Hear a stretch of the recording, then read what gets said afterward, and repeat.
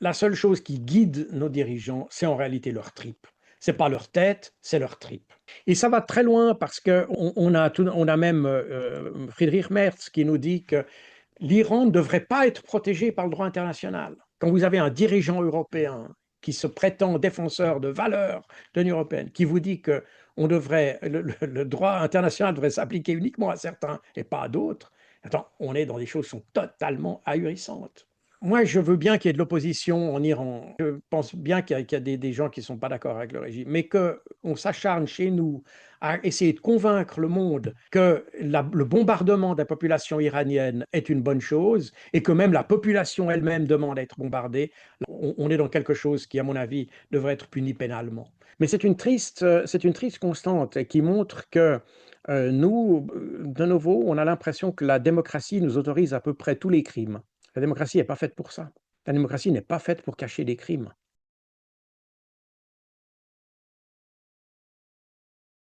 Jacques Beau, bonjour. Bonjour. La guerre fait rage au Moyen-Orient depuis une semaine. Après avoir frappé l'Iran avec l'aide des Américains, les Israéliens bombardent le Liban et tentent de reprendre territorialement le sud de ce pays. Téhéran serait dans la nuit en plein jour en ce moment même. Quelles sont les bases juridiques de cette guerre préventive menée par les États-Unis et Israël depuis le 28 février? Il n'y a pas beaucoup de bases juridiques, mais il me semblait important quand même qu'on revienne effectivement sur le début de ce conflit. J'en ai parlé un petit peu lors de notre dernière vidéo, mais il me semblait important d'y revenir parce on voit qu'on est vraiment, j'avais parlé de perfidie la fois passée, et je réitère d'ailleurs ce terme, mais il est encore plus accentué aujourd'hui parce qu'il y a des éléments que je n'avais pas eu l'occasion de présenter la fois passée pour des raisons de temps et que je voudrais évoquer cette fois-ci. Tout d'abord, il y a le fait qu'au début de cette année, en janvier, sous l'égide de la Russie et à la demande d'Israël, il y a eu des négociations entre Israël et l'Iran pour avoir un pacte de non-agression entre les deux pays.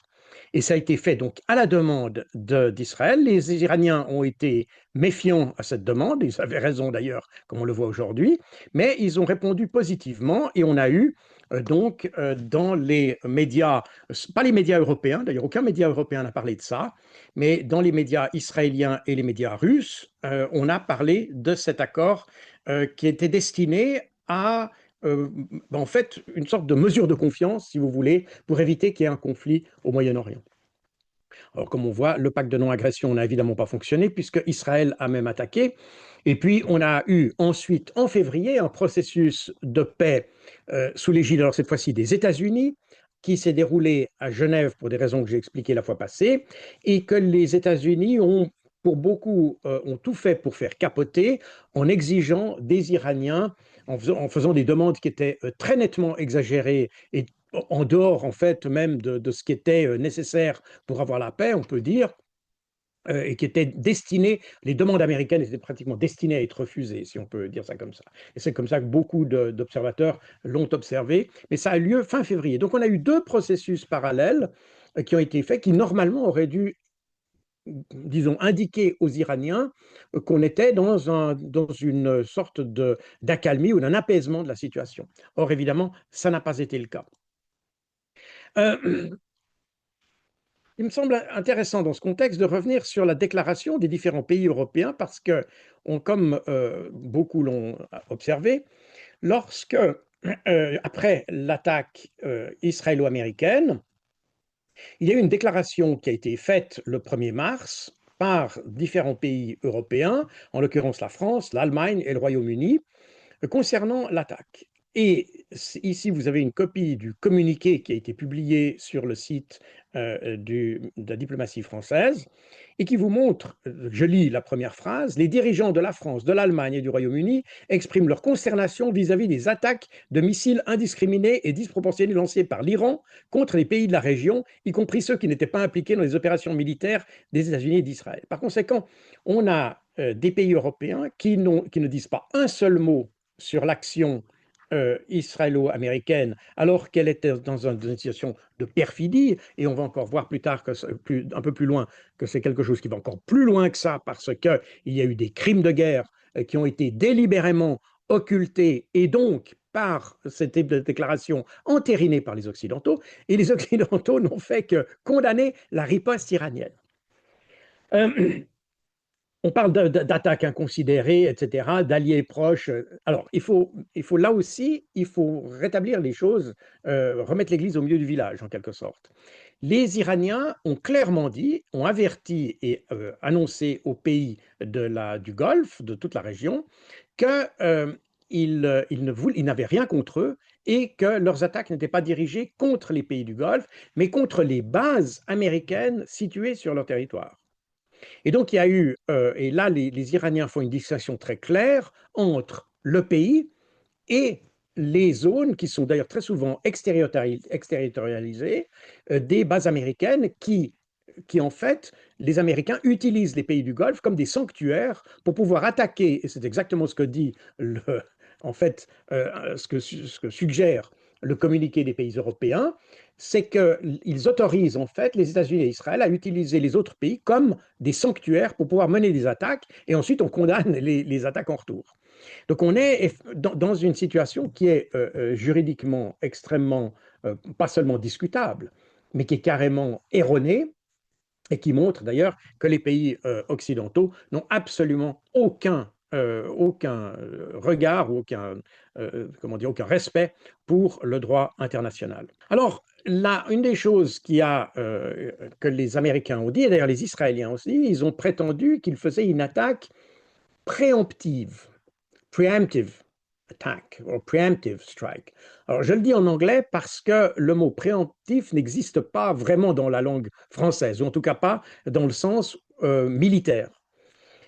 En français, preemptive strike se traduirait par frappe préventive. Et alors qu'aux États-Unis, dans la littérature militaire, on fait la différence entre preventive strike, donc frappe préventive, et preemptive strike, c'est-à-dire frappe préemptive. Donc les Américains font cette distinction entre préemptif et préventive. Alors vous me permettez d'utiliser le néologisme de préemptive ou de préemptif. Pour cette fois-ci, j'utilise ce vocabulaire stratégique. D'ailleurs, que j'utilise aussi quand on parle des questions de terrorisme. Très important de comprendre cette notion-là.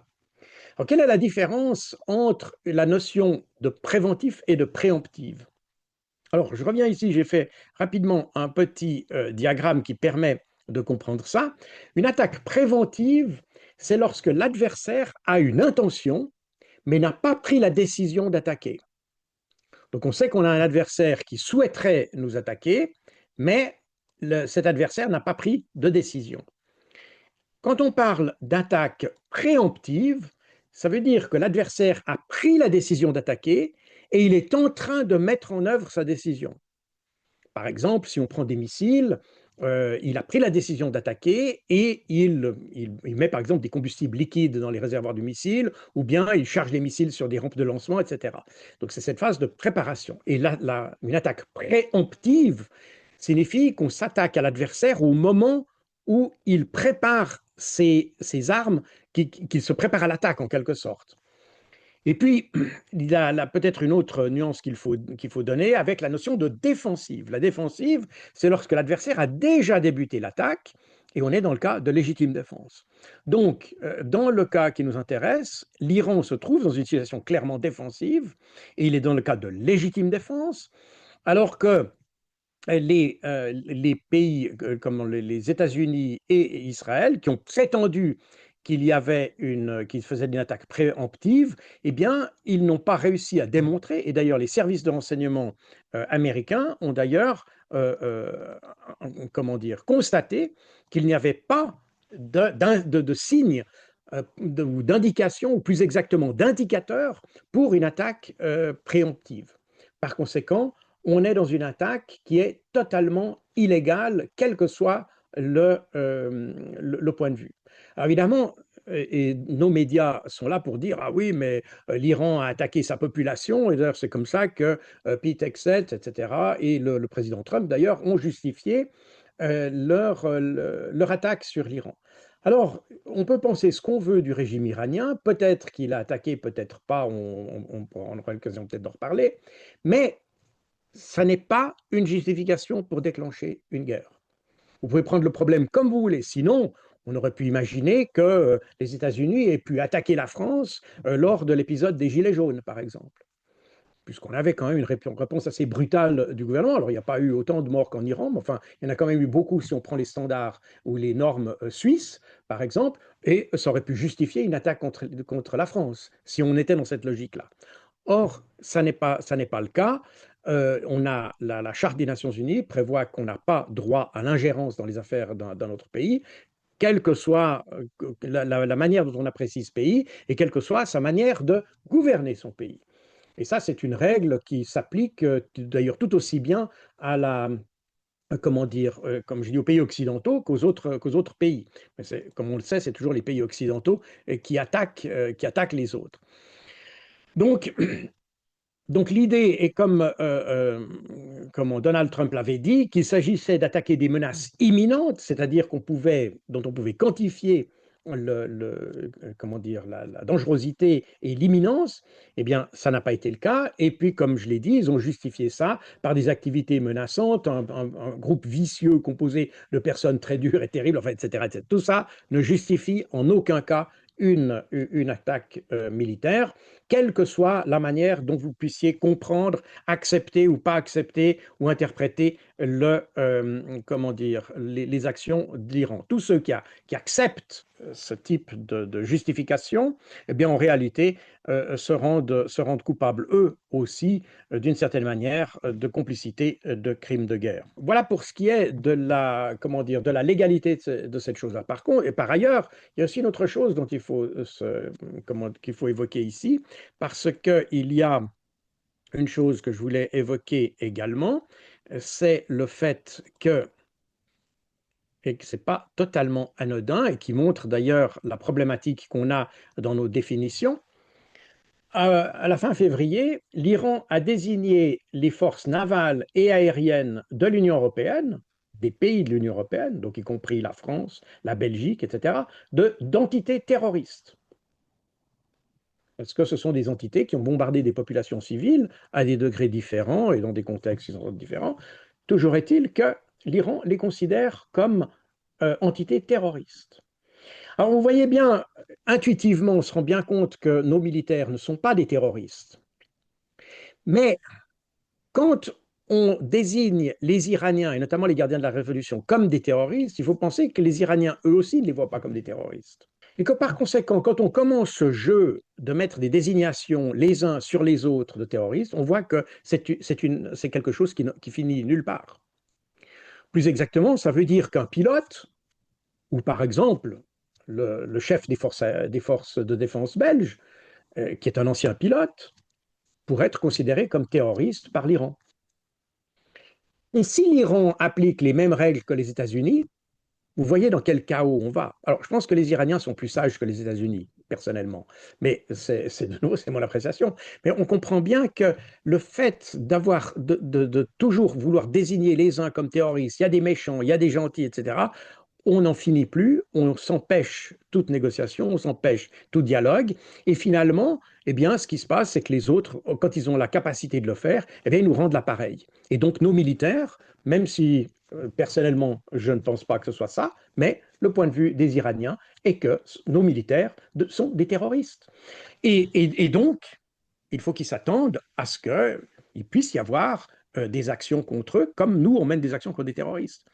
Alors, de nouveau, je ne pense pas que l'Iran fasse ce genre de choses, mais vous comprenez bien, de nouveau, c'est ça que j'insiste, on est dans quelque chose qui va un peu au-delà des simples des déclarations politiques. On lance des choses comme ça un peu à la cantonade dans nos pays sans se rendre compte vraiment des conséquences que ça a. Et on se retrouvera un jour eh bien, avec des militaires qui ne pourront pas sortir de leur pays parce qu'ils seront considérés dans le reste du monde. N'oubliez pas que ceux qui considèrent que le Hezbollah est terroriste ou l'Iran, il n'y a que les pays européens qui pensent ça. Dans le reste du monde, c'est l'inverse. Alors maintenant, imaginez-vous que le reste du monde pense que nos militaires soient terroristes. Quand vous voyagez à l'étranger, pensez à ça. Donc, on voit bien qu'on n'a plus de critères aujourd'hui pour définir ce qui est terroriste, on n'a plus de critères pour définir ce qui est juste, ce qui est faux. Maduro, personne n'a réclamé en Europe quand on a enlevé Maduro. C'est un crime au sens de la Charte des Nations Unies. Même si Maduro, je ne sais pas s'il était un bon ou un mauvais président, et à vrai dire, ça m'est complètement égal. Mais le fait qu'on aille enlever un président en exercice par une action militaire est une action illégale au sens du droit international. Et quand les pays européens acceptent ça, alors pourquoi dans ce cas les autres pays ne pourraient pas faire la même chose à l'égard de nous? Quand vous ouvrez la porte pour un truc, donc il faut vous attendre à voir la même chose. Et c'est exactement ce que donne cet exemple-là de la désignation comme terroriste. Et c'est là où il faut commencer à avoir en Europe un peu plus de maturité et arrêter de réagir comme des adolescents ou des préadolescents même, comme on peut le constater depuis la tête de l'Union européenne jusque dans nos gouvernements et dans nos médias. Il ne faut pas les oublier parce qu'ils sont à peu près de la même veine. Donc, on a ici, on voit bien cette situation d'Iran où on accepte volontiers qu'on aille bombarder l'Iran, mais on n'accepte pas, par contre, que l'Iran se défende. C'est une situation qui est totalement absurde et qui est totalement scandaleuse. Alors voilà, c'était ce petit des points de cette première question que je voulais aborder ici parce qu'elle me semblait importante. Alors, quels sont les événements marquants qui ont eu lieu cette semaine? Alors, parmi les événements marquants de la semaine, il y a évidemment l'assassinat de l'ayatollah Ali Khamenei dans les toutes premières heures de l'offensive israélo-américaine. Lorsque nous avons fait la première vidéo, nous ne savions pas encore si l'ayatollah était décédé, mais ça a été confirmé par la suite. Et, euh, et donc, voilà, aujourd'hui, nous savons qu'il est mort durant cette frappe lorsqu'il était à son bureau, à son travail. Alors, la première constatation, c'est que le pouvoir iranien n'a en fait pas vacillé et qu'on n'a pas observé de déstabilisation du pouvoir à la suite de cette élimination. De fait, les Iraniens s'attendaient à quelque chose de ce genre, puisque les Israéliens avaient déjà tenté d'éliminer Ali Khamenei au tout début de la guerre des 12 jours en 2025. Et par conséquent, les Iraniens ont préparé la succession de tous les responsables politiques et militaires à tous les niveaux. Et ils ont construit littéralement une hiérarchie parallèle qui permet comme ça une continuité très rapide des opérations, même si un chef est éliminé par une frappe. Et ce système de hiérarchie parallèle est d'ailleurs renforcé par système de défense qui est désigné par les Iraniens comme un système de défense en mosaïque, c'est-à-dire où on a une décentralisation du pouvoir et des processus décisionnels dans des cellules qui sont éclatées à travers tout le pays. En réalité, c'est une application de ce qu'on appelle chez les militaires l'Auftragstaktik, et puis ce qu'on appelle dans les entreprises la conduite par objectif, où on donne à chaque responsable, en définitive, comment dire, l'intention du chef, et chacun a la liberté de travailler dans le cadre de cette intention pour atteindre un objectif commun. Alors, il y a évidemment des mesures qui sont faites pour éviter que les gens se marchent les uns sur les autres. Ça permet une continuité du pouvoir, même si la structure centrale de commandement est affectée. Et apparemment, ça fonctionne assez bien, et c'est pour l'instant ce qu'on voit à l'œuvre en Iran. Une deuxième chose qu'on peut observer ici, c'est la notion, on a beaucoup parlé dans les médias du martyre de l'ayatollah Khamenei. Alors, là aussi est important de comprendre cette notion-là parce qu'en Occident, on voit un peu le martyr comme une démarche un peu mystique qu'ont les extrémistes musulmans. Alors, c'est pas tout à fait comme ça qu'il faut la comprendre. Pour les musulmans, dans la démarche intellectuelle qu'on a dans l'islam, la notion de victoire n'est pas liée à la destruction de l'adversaire, mais elle est liée à la détermination à ne pas abandonner le combat. Voilà. C'est l'idée qu'on ne baisse pas la tête qui détermine la victoire. La notion de victoire, les Occidentaux voient la victoire comme étant liée à la destruction de l'adversaire, les musulmans voient la victoire comme une victoire sur soi-même, pour ne pas abandonner le combat et continuer le travail, continuer ce qu'on fait, même si l'adversaire est plus fort que soi. Et c'est exactement comme ça qu'il faut comprendre cette approche avec l'ayatollah Khamenei. En fait, il a fait ce qu'on appelle chez les musulmans son djihad. Le mot djihad vient du verbe jahada qui signifie s'efforcer ou résister. Ça ne signifie pas détruire dans le sens militaire du terme. Ça signifie s'efforcer ou résister. Et c'est exactement ce qu'il a fait en allant comme tous les jours à son bureau ou travaillant à son bureau dans sa résidence, si vous voulez, sans aller se terrer euh, dans un, dans un bunker ou à l'abri.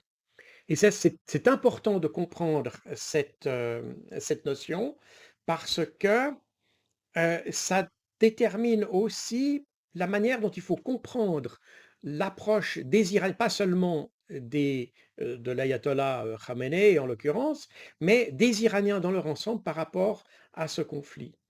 Et qu'ils n'ont pas, comme n'importe quelle population d'ailleurs, ils tiennent à la vie autant que nous, mais ils, ils considèrent que pour la question de l'honneur, c'est de résister à l'attaque qui est faite et non pas de céder à la tentation d'arrêter le combat.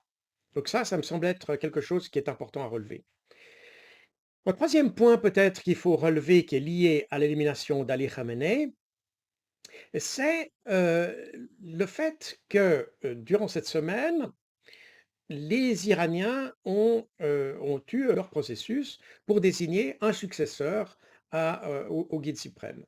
Et ils ont annoncé il y a quelques jours qu'ils avaient désigné un successeur, mais qu'ils n'annonceraient pas immédiatement son nom, son identité, de façon à le protéger. Alors, la partie intéressante, ça fait partie d'un processus normal. Mais ce qui est intéressant, c'est de voir que les Israéliens, à ce moment-là, alors qu'on ne connaissait ni l'identité du successeur, ni sa politique, ni son attitude par rapport au conflit, ni son attitude par rapport à Israël, ni son attitude par rapport à l'arme nucléaire, eh bien, les Israéliens ont déjà dit qu'ils le tueraient. Et là, on observe quand même quelque chose qui me semble très important de réaliser par rapport à la conduite de nos pays occidentaux et Israël en particulier. C'est qu'on est dans une démarche qui est totalement obsessionnelle et qui n'a rien de rationnel. La logique aurait voulu qu'on attende d'abord de savoir qui était ce leader, ce nouveau leader, de savoir s'il était possible de négocier avec lui, de savoir si vraiment il avait la même position que son prédécesseur. Est-ce qu'il serait plus hostile, plus radical, plus, moins, etc. Non, on n'a même pas essayé de faire cet effort-là. On a déjà dit qu'on le tuerait. Ce qui montre qu'on s'attache à la symbolique de la destruction des gens. On ne cherche pas à atteindre des objectifs concrets, et d'ailleurs c'est exactement ce qu'on voit avec les déclarations de Donald Trump ou de Pete Hegseth, le secrétaire à la guerre, c'est qu'on n'a pas d'objectif concret, on essaye simplement de montrer qu'on est les plus forts. Et on tue, on détruit, comme d'ailleurs l'a dit Pete Hegseth dans un de ses discours, sans pitié, mais sans vraiment savoir pourquoi. Et en réalité, si vous regardez bien, vous remarquez qu'on est exactement dans le même schéma intellectuel que celui qu'on a eu, enfin que les Occidentaux ont eu par rapport à la Russie, par rapport à la Libye, par rapport aux talibans, par rapport à tout le monde en réalité, et par rapport aux Palestiniens naturellement depuis 2023. Et ça me semble être quelque chose qui est un élément sur lequel nous devrions nous pencher davantage, parce que c'est un vrai problème pas seulement de conduite, mais de notre mentalité. Et je pense que c'est très indicatif de notre mentalité.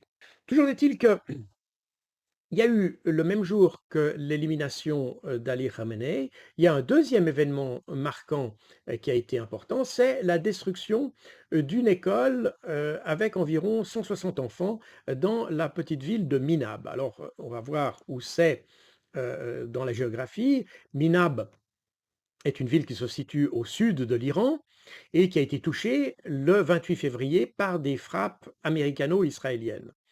Si on regarde un peu la géographie des lieux de manière plus précise, on s'aperçoit que l'école ici se trouve dans une sorte de, oui, à proximité, mais pas adjacent, comme l'ont dit des médias occidentaux qui ont essayé de minimiser l'erreur des frappes israélo-américaines, mais qui se trouve à quelques centaines de mètres, à vrai dire, du complexe du commandement d'une brigade navale des gardiens de la Révolution, ici au sud, et puis à proximité plus immédiate d'un hôpital militaire, l'hôpital militaire de Martyr Absalon.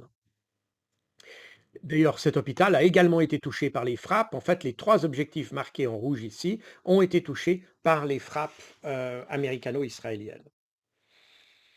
Bon, évidemment, quand on voit l'emplacement de l'école et de l'hôpital d'ailleurs, par rapport au commandement de cette brigade navale des gardiens de la Révolution, on peut s'étonner du caractère précis, ciblé et précision au laser, comme disait Pete Hegseth, des frappes occidentales. On a manifestement voulu détruire, et d'ailleurs cet exemple n'est pas le seul, puisque le Telegraph, un quotidien britannique qui est très anti-Iran et très pro-occidental, mais qui nous dit quand même le 3 mars, des avions américains et israéliens ont bombardé mardi des hôpitaux, des immeubles résidentiels et des écoles à Téhéran, dans ce que les habitants ont qualifié d'apocalypse.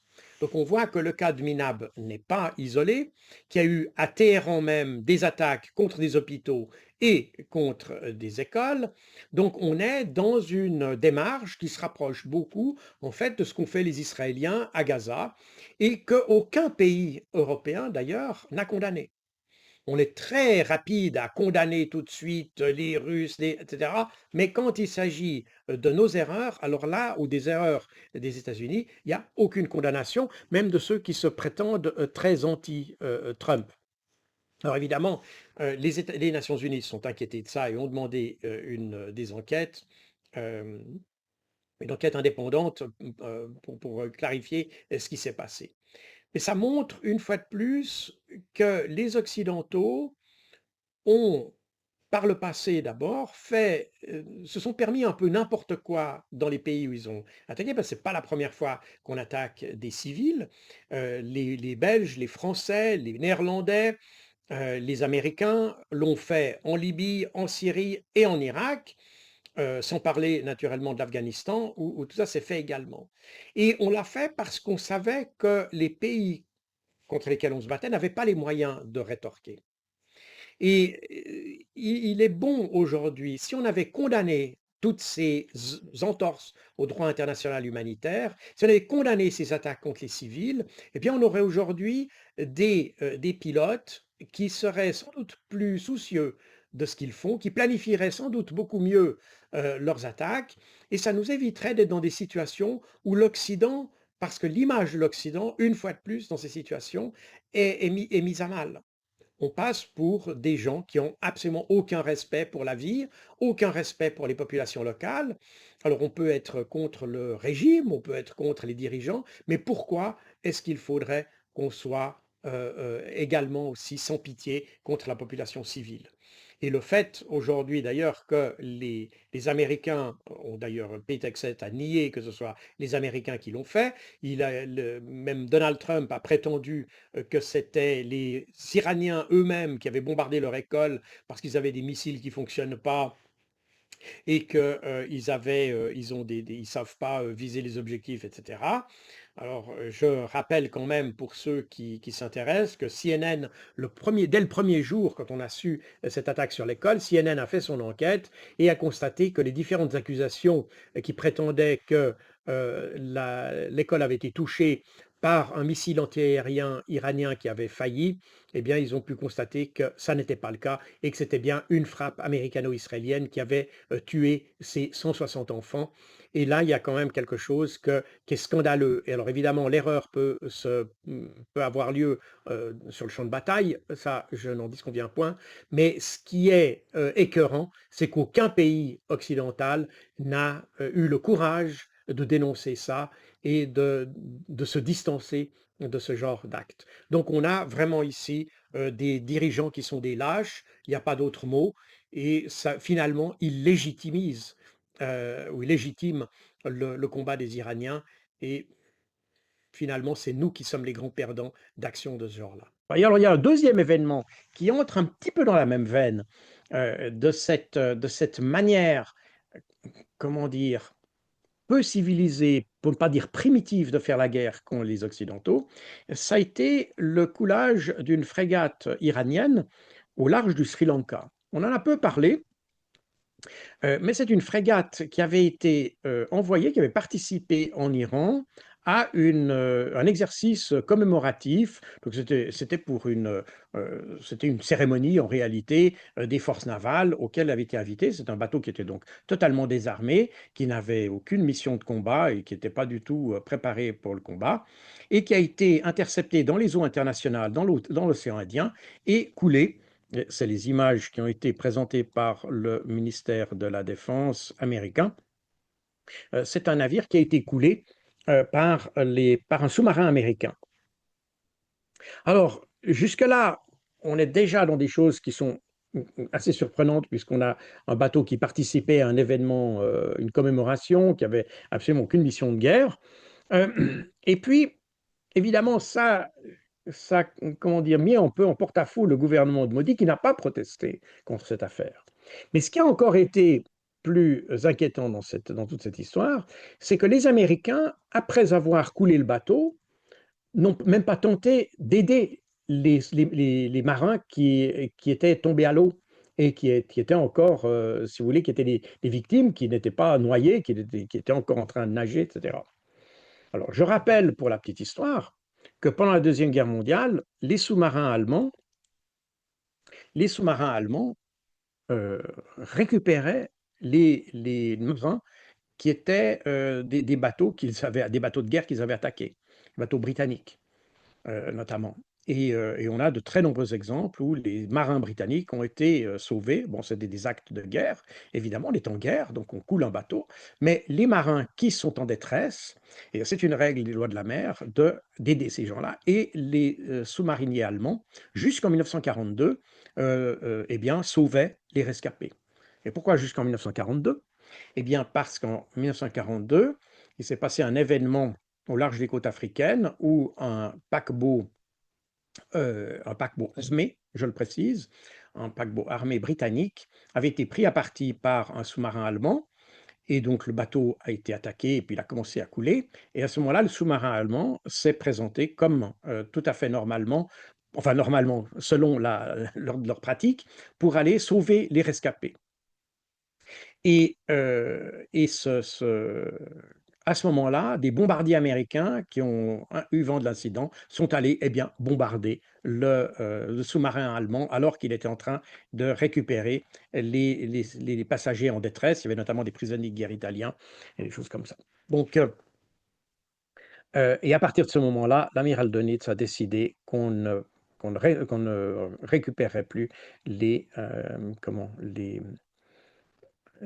marins en détresse, puisque les Américains profitaient de l'occasion pour venir bombarder les bateaux qui assuraient le sauvetage des marins. Donc vous voyez qu'il y a une constante dans l'histoire, du coup, mais c'est une triste constante et qui montre que nous, de nouveau, on a l'impression que la démocratie nous autorise à peu près tous les crimes. La démocratie n'est pas faite pour ça. La démocratie n'est pas faite pour cacher des crimes. Que nos dirigeants se le tiennent pour dit, la démocratie n'est pas faite pour cacher des crimes. Toujours est-il que par ces événements, ces tragiques événements qui sont très indicateurs du comportement occidental, eh bien, les Iraniens, évidemment, ont mené des frappes contre les bases américaines au Moyen-Orient. Il y a en tout 14 sites militaires américains qui ont été frappés par les Iraniens. Et naturellement, les Américains et les Israéliens ont également frappé l'Iran. Alors, ce qui est notable ici, évidemment, il y a eu des échanges de bombes entre les uns et les autres. Ce qui est intéressant de voir, c'est que les Iraniens ont quand même réussi à détruire une installation radar, c'est une installation de radar d'alerte lointaine à une FPS 132, et qui est comment dire, un bijou de technologie. C'est des radars qui permettent de détecter des cibles à plus de 5000 km. C'est des systèmes qui sont destinés à combattre les missiles balistiques en réalité. Et ce n'est pas pour rien d'ailleurs qu'ils ont été détruits dans les premières heures des ripostes iraniennes, parce que c'est évidemment un des appareils clés pour la défense balistique de tout le Moyen-Orient par les Américains. C'est un radar qui doit coûter plus, qui coûte, pas qui doit coûter, qui coûte plus d'1 milliard de dollars. On se rend bien compte qu'on est sur de la très haute technologie. C'est pas le seul exemple. Il y a eu d'autres radars, et notamment les radars AN/TPY-2. C'est des radars qui sont associés au système de défense à très haute altitude, THAAD. Le système THAAD, c'est un système, pour simplifier les choses et sans entrer dans les détails techniques, c'est un appareil c'est un système antimissile qui est destiné à lutter contre les missiles balistiques à très haute altitude. C'est une sorte de complément du Patriot, si on peut dire ça comme ça, qui a été déployé au Moyen-Orient, mais aussi en Israël, pour évidemment lutter contre les missiles balistiques iraniens. Alors, ce type de radar est un radar dont les Américains possèdent 13 exemplaires dans le monde, dans le monde entier, et les Iraniens ont quand même réussi à en détruire 4. Donc ça fait à peu près 30% des capacités américaines de défense antibalistique de théâtre qui ont été détruites, et ça n'est pas rien. Ça représente, chaque radar représente environ un demi-milliard de dollars. Donc vous voyez bien qu'entre le radar précédent et les 4 qui ont été détruits là, sans parler des autres systèmes qui ont été détruits, on voit que la guerre commence à coûter extrêmement cher aux Américains. Et surtout dans des appareils qui sont déterminants, parce que sans ce radar, eh bien, les missiles de défense antibalistiques à haute altitude, qu'on a d'ailleurs, c'est ce qu'on verra tout à l'heure quand on parlera d'Israël, soit en Israël, soit dans le Moyen-Orient, eh bien, les missiles ne fonctionnent plus, tout simplement. C'est l'élément clé pour le fonctionnement de ces missiles. Euh, Donc, il a ici un exemple alors des missiles qui ont été envoyés sur Israël. C'est une image qui a été prise au-dessus de Tel Aviv. Et vous voyez ici les missiles iraniens qui arrivent. Et c'est les nouveaux missiles qui ont été envoyés. Je reviendrai dans une autre vidéo plus en détail sur la technicité de ces missiles. Mais en l'occurrence, ce sont des missiles balistiques dits MIRV, c'est-à-dire Multiple Independent Reentry Vehicles. Donc, c'est-à-dire, ou à ogives multiples. Voilà, c'est le terme en français. C'est des missiles à ogives multiples. C'est-à-dire que chaque missile emporte un certain nombre d'ogives et qui, à un moment donné, à une certaine altitude, sont lâchés et peuvent se diriger pas tout à fait indépendamment, mais presque indépendamment sur leur objectif. Et certains peuvent même éviter les missiles qui essayent de les combattre. Donc c'est des missiles, c'est pas exactement des sous-munitions, on est sur quelque chose qui est plus intelligent que ça et qui arrive quand même à manœuvrer pour atteindre des objectifs très spécifiques. Et il y a des images, alors il y en a beaucoup que j'ai pas voulu montrer parce que j'étais pas sûr qu'elles étaient totalement authentiques, mais apparemment les Iraniens ont réussi à faire des missiles qui, quand ils arrivent au-dessus des cibles, eh bien, comment dire, larguent des sous-missiles, on pourrait dire ça comme ça, et c'est pratiquement impossible à la défense antiaérienne israélienne de lutter contre. Et c'est d'ailleurs un des problèmes qu'ont les Israéliens, et on voit d'ailleurs sur cette image qu'on voit pratiquement pas de missiles israéliens contre. Et quand on voit comment dire, les images des missiles israéliens, des missiles qui frappent l'Israël, on voit très peu de départs de missiles, il y en a quelques-uns, mais comme on avait vu en 2024 et 2025, les systèmes Iron Dome, Patriot, THAAD, Arrow, donc les flèches 2 et 3, qui font partie de l'arsenal israélien pour lutter contre les missiles, eh bien, ces systèmes semblent soit être en quantité suffisante, soit inopérants, mais en tout cas, ils ne permettent pas d'endiguer la vague d'attaques iraniennes.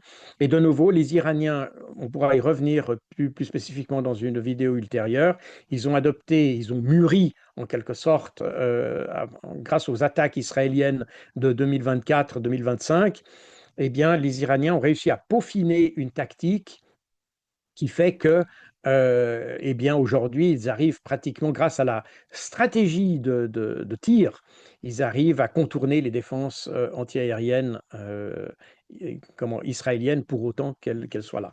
Donc, les Israéliens sont en train de payer un prix relativement fort après leur attaque. Et voilà, ben, c'est un petit peu la réponse du berger à la bergère, si on peut dire ça comme ça. Alors, au final, si on regarde un peu les chiffres, alors c'est des chiffres qui datent du 6 mars, c'est-à-dire de vendredi.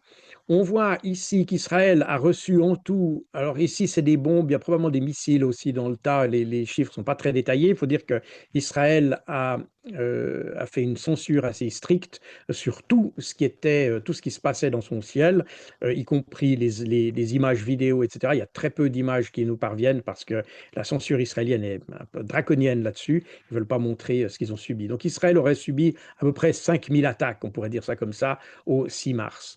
L'Iran, de son côté, aurait à cette date-là essuyé 500 missiles et 2000 drones. Le Koweït, 180 missiles et 400 drones. Bahreïn, 100 missiles et 76 drones. Le Qatar, 24 missiles de croisière et 100 missiles balistiques. Et les Émirats arabes unis, 186 missiles et 800 drones. Voilà, ça, c'est les chiffres qui ont été donnés par les différents ministères de la défense des différents pays. Ça, c'est ce qu'ils ont réussi comment dire, c'est ce qui a passé à travers, si vous voulez. Si vous prenez UAE ou bien comme ça, ils ont évidemment, il y a eu beaucoup plus de missiles qui ont été tirés contre eux, mais ça, c'est ce qui a réussi à passer à travers les mailles du filet et qui les a frappés en définitive. Donc on voit que la riposte de l'Iran est assez massive. Elle n'a pas épargné les zones, comment dire, les bases militaires de la région. Et de nouveau, les militaires, les Iraniens ont très bien précisé qu'il s'agissait uniquement de cibles militaires. Alors, quelquefois, c'est un peu déroutant parce qu'on a vu aux Émirats, par exemple, mais aussi à Bahreïn, au Koweït, on a vu des immeubles civils se faire toucher. Alors, apparemment, ce sont des emplacements qui sont, ou oui, des lieux qui étaient occupés par des militaires ou comment dire, des contractors, des contractants des forces armées américaines. Ce qui explique aussi pourquoi les rapports officiels américains donnent des chiffres de pertes qui sont assez bas, de l'ordre, je crois qu'à ce stade, il doit y avoir une dizaine de militaires américains qui ont été tués, alors que quand on lit les chiffres iraniens, ils parlent de 600 personnels, grosso modo. Et la différence, c'est pas nécessairement de la désinformation, enfin il y en a peut-être un petit peu, mais je pense pas que ce soit ça. Je pense que c'est surtout le fait que les Américains ne comptent que les militaires qui sont effectivement des militaires, des vrais militaires, alors que les Iraniens comptent les militaires américains plus les contractants du ministère de la Défense, puisque, comme on l'avait vu, et moi-même je l'ai vu lorsque j'étais en Afghanistan, les forces armées américaines utilisent un très grand nombre de contractants, c'est-à-dire du personnel civil qui accomplit des tâches de type militaire, de genre de la sécurité, pour la sécurité ou pour la gestion, la réparation de missiles, de systèmes informatiques, la cyberguerre, etc., etc. Tout ça sont des contractants, ce ne sont pas nécessairement des gens qui sont des militaires au sens noble du terme, si vous me passez l'expression, mais c'est des gens qui simplement sont employés par le ministère de la Défense pour des tâches spécifiques. Ce n'est pas nécessairement des tâches de combat d'ailleurs, mais c'est des tâches qui sont généralement qui facilitent les situations de combat. C'est généralement dans la maintenance, c'est généralement dans les tâches de commandement, c'est généralement dans les tâches qui sont liées au soutien informatique et ce genre de choses. Mais toujours est-il que ça appartient au complexe de la défense américaine, notamment dans la région du Golfe. Dans la région du Golfe, il y a énormément de contractants, vu la situation qu'il y a eu pendant des années en Irak, au Koweït et ailleurs. Les Américains mettent un minimum de personnel militaire et un maximum de contractants qui sont une forme de...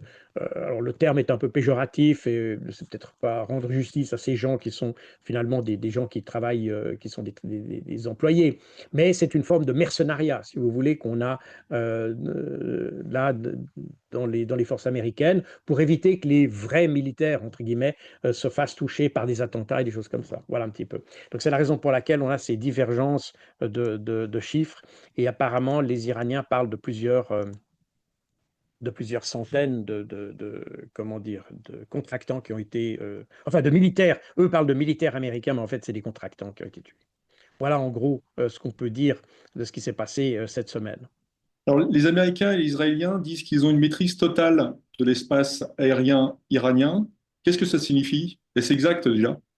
La chose doit être un peu nuancée parce que tout d'abord, dans les premiers jours des attaques, on n'a pas vraiment eu d'avions qui ont pénétré sur l'espace aérien iranien, hein.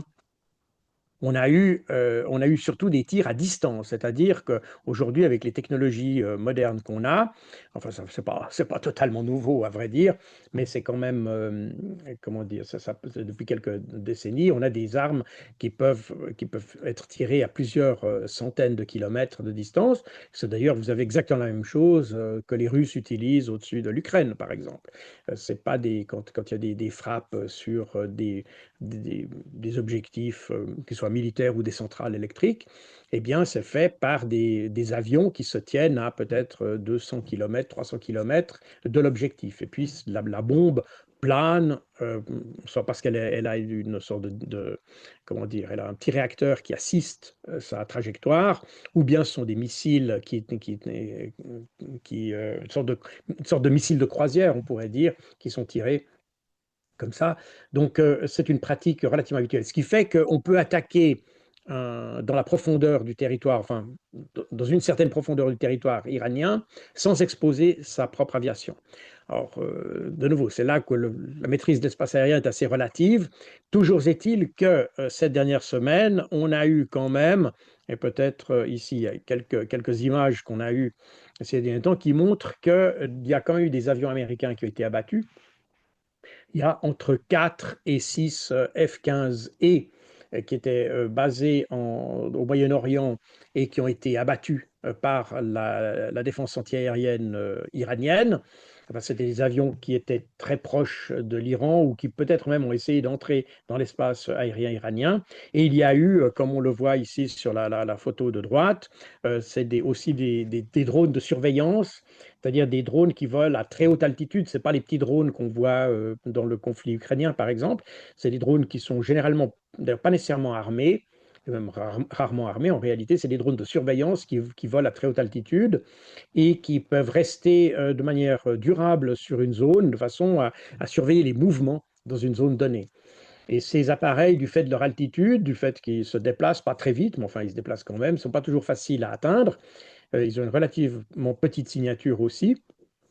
Et ils ont des contre-mesures électroniques qui font que ça rend leur visibilité plus compliquée. Toujours est-il que il y a plus d'une vingtaine de ces appareils qui auraient été soit israéliens, soit américains, qui ont été détruits au-dessus de l'espace aérien iranien. Donc, non, les Américains n'ont pas une maîtrise totale de l'espace aérien iranien. Je pense qu'ils ont une maîtrise quand même relativement importante, mais je pense également qu'ils évitent d'aller se frotter trop près aux défenses iraniennes, car il est possible que les Iraniens aient des technologies, notamment fournies par des technologies de détection fournies par les Russes, et qui permettraient sans doute de détruire un certain nombre d'appareils.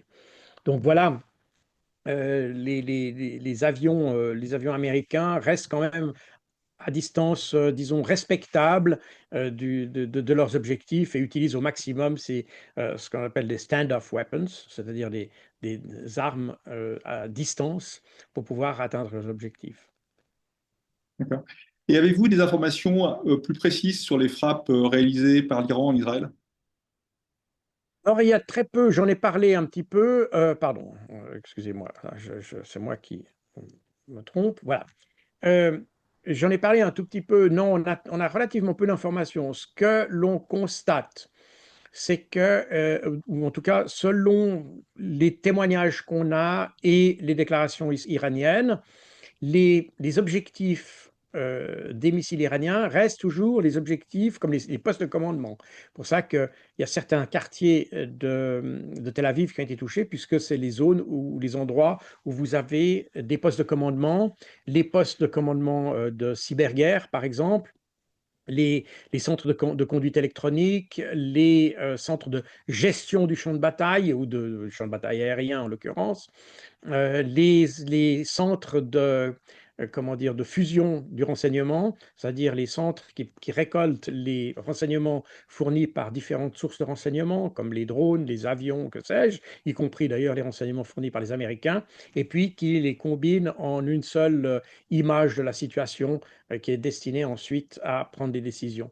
Et c'est donc des systèmes extrêmement sophistiqués, mais qui sont pratiquement tous situés dans les quartiers proches de Beersheba, dans la région de Tel Aviv. Et ça, c'est effectivement les objectifs qui ont été principalement touchés, mais pas seulement. Il y a aussi des bases aériennes. Les bases aériennes israéliennes ont été touchées, au point d'ailleurs que les Israéliens ont dû déplacer leurs avions F-35 vers des bases à Chypre. Et c'est la raison pour laquelle, d'ailleurs, vous avez eu des frappes. Ça explique sans doute pourquoi il y a eu des tentatives, en tout cas on a détecté des drones qui observaient ou qui ont essayé d'attaquer les bases aériennes britanniques qui sont à Chypre. Alors, ce n'est pas une attaque contre Chypre, puisque les bases aériennes qui sont britanniques à Chypre, pour ceux qui sont allés en vacances là-bas, eh bien, c'est des territoires souverains britanniques. Donc, c'est des enclaves britanniques à Chypre. C'est d'ailleurs des principales bases de renseignement pour tout le Moyen-Orient qu'on a là, avec un certain nombre de centres d'écoute électronique qui couvrent à peu près tout le Moyen-Orient. D'ailleurs, des centres qui ont été extrêmement utilisés lors de la réponse israélienne à la révolution ou à la révolte du Hamas en octobre 2023. Et ce sont les écoutes électroniques britanniques qui sont faites conjointement avec les États-Unis d'ailleurs, sur ces bases de Chypre, qui ont permis notamment de fournir des informations, pas toutes, mais certaines informations à l'état-major israélien. Donc Chypre est une sorte de plaque tournante, on pourrait dire, du renseignement. Il y avait également, et apparemment, il y aurait un avion de type U-2.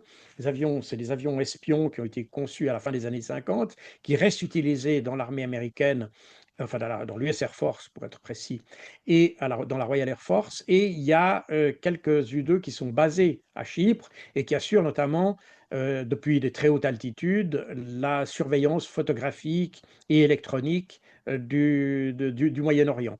Et un de ces U-2 qui est basé à Chypre aurait été endommagé, je ne sais pas s'il était détruit, mais il aurait été en tout cas endommagé apparemment. Et tout ça vient du fait que les Israéliens n'ont plus confiance dans leur système de défense aérienne chez eux, et donc ils ont déplacé un certain nombre de leurs appareils à Chypre.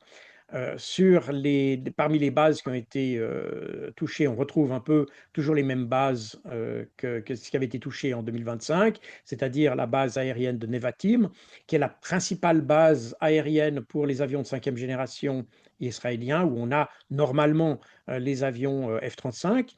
Et puis, vous avez d'autres bases, y compris d'ailleurs, apparemment, de nouveau, je n'ai pas eu de confirmation, mais j'avais vu des images que le site de Dimona, qui est considéré comme étant le centre de recherche nucléaire israélien, aurait été touché également. Donc ça, ce serait relativement nouveau parce que je ne crois pas que les Iraniens avaient essayé de l'attaquer en 2025. Mais probablement aussi qu'il y a peut-être un certain nombre de risques que les Iraniens essayent d'anticiper en attaquant ce site. Je ne peux pas préjuger de ça. Mais voilà, grosso modo, la situation. Et puis, on a un certain nombre de bases d'écoute électronique qui ont été également touchées. De nouveau, on retrouve un peu les mêmes cibles qu'en 2025. Et puis, il y a naturellement le port de Haïfa qui a été touché. Notamment parce que les Israéliens en Iran ont bombardé des terminaux pétroliers. Eh bien, du coup, l'Iran a riposté en tirant sur Haïfa et on crée un certain nombre de dommages. De nouveau, l'extension des dommages, je ne peux pas vous les dire avec certitude puisqu'ils sont couverts par la censure israélienne, mais il y a sans aucun doute des dommages assez importants. Certains parlent de vision dantesque dans ces zones-là, les zones de Tel Aviv, les zones militaires de Tel Aviv, les bases aériennes, etc. Et très clairement, et comme je l'avais dit la fois passée, l'Iran se trouve dans une situation où il n'a plus raison de retenir ses coups, si vous voulez. En 2024 et en 2025, les Iraniens ils avaient été attaqués par Israël, bon, ça c'est une chose, et ils avaient voulu indiquer qu'ils étaient capables de répondre. Et ils avaient donné en fait des tirs d'avertissement en disant on est capable de répondre. En 2025, durant cette guerre des 12 jours, ils ont montré qu'ils étaient capables de répondre sur une certaine durée. Je vous rappelle que c'est à la demande d'ailleurs des Israéliens que les Américains ont proposé de cesser le conflit de 2 jours. Mais là, les Iraniens étaient déjà relativement déterminés à montrer qu'ils avaient pas seulement une capacité de frappe, mais ils avaient une capacité d'endurance. Et je pense que le calcul des Iraniens, c'était de dire, bon, ben, on montre ce qu'on est capable de faire, et puis on espère que vous en tirez la leçon, et que à partir de là, on aura la paix. Et l'attaque de février de cette année a montré que, eh bien, ni les Américains ni les Iraniens ont voulu tirer les leçons de l'année précédente. Ils considèrent toujours que les Iraniens bluffent d'une certaine manière. Et donc, aujourd'hui, les Iraniens ont compris que, un, ça ne sert à rien de négocier avec Israël, et les Américains, puisque de toute façon, quand on négocie avec eux, ça n'empêche pas qu'il y ait un démarrage d'un conflit. Point un. Deuxièmement, ils ont compris que ça ne sert à rien de donner des coups de semonce parce que ça ne ralentit absolument pas l'obsession soit des Américains, soit des Israéliens de vouloir à tout prix détruire l'Iran. Et finalement, ils ont compris qu'à partir du moment où on s'engage dans un conflit, on tombe dans une phase où on est dans le tout ou rien. Et c'est un petit peu la situation que je crains qu'on ait aujourd'hui, c'est-à-dire que ça ne sert à rien de discuter avec les Israéliens parce qu'ils ne respecteront jamais. Donc, on commence. Ça ne sert à rien essayer de leur faire comprendre qu'on est capable de répondre. Il faut carrément détruire tout ce qu'ils ont. Et puis, quand eux demanderont comment dire, un accord de paix, alors à ce moment-là, on pourra, si vraiment ils en ont besoin, eh bien, on pourra venir en discuter. Mais tant que on n'est pas dans cette situation-là. Les Iraniens ne sont pas prêts à discuter. Et je pense, malheureusement, alors je suis plutôt favorable au dialogue d'une manière générale, mais dans cette situation, on est dans une situation où les Iraniens ont été placés dans une situation où ils n'ont aucun intérêt à négocier en réalité. Parce qu'ils savent que tout ce qu'ils vont faire va se retourner contre eux à un moment donné. Donc il y a aucun intérêt à négocier avec ça. Voilà un petit peu où on en est. Quelles sont les conséquences auxquelles on peut s'attendre dans les prochaines semaines ou prochains mois? Évidemment qu'aujourd'hui, d'abord, on s'aperçoit que les Américains commencent à mesurer qu'ils ont mal jugé la situation et que ils ont déclenché quelque chose qu'ils ne maîtrisent plus.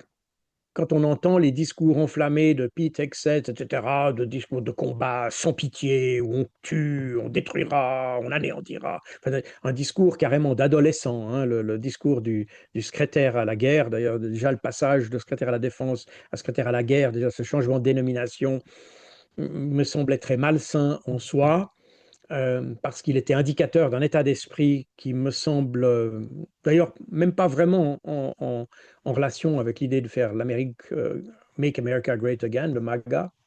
Mais bref, c'est comme ça. Mais là, le discours qu'il a fait récemment en vantant les actions américaines et en montrant qu'on continuera à se battre sans pitié, etc., etc., c'est un discours vraiment de cinéma plus que d'un vrai ministre responsable de la vie de ces gens, de l'importance, comment pas responsable de l'importance, mais responsable de l'avenir militaire en tout cas de son pays. C'est quelque chose qui était un peu dérangeant personnellement quand j'ai entendu de tels mots utilisés là. Ça m'a fait vraiment sembler à un gamin qui essaye de montrer qu'il a ses gros muscles. Je ne peux pas l'exprimer différemment. C'est vraiment le sentiment que ça m'a donné. Mais toujours est-il qu'aujourd'hui, ils s'aperçoivent ils ont eu des ambitions beaucoup trop élevées, qu'ils ont sous-estimé les capacités de l'Iran. Et là, on est de nouveau dans le même phénomène qu'on avait avec la Russie d'ailleurs. C'est à vouloir toujours sous-estimer l'adversaire, à penser qu'il est incapable de faire les choses, qu'il n'a pas assez de matériel, qu'il n'a pas le savoir, qu'on est les seuls à avoir la technologie, qu'on est les seuls à tout savoir, à tout maîtriser, etc. Eh bien, ça conduit à faire la fausse évaluation de l'adversaire et à se lancer dans des choses qui aujourd'hui se retournent contre nous. Et c'est exactement ce qu'on a vu avec l'Ukraine, c'est exactement ce qu'on voit aussi avec l'Iran. Et aujourd'hui, j'ai l'impression que les Américains sont un peu pris par leur propre narratif quelque part, propre à leur propre piège, on pourrait dire ça comme ça.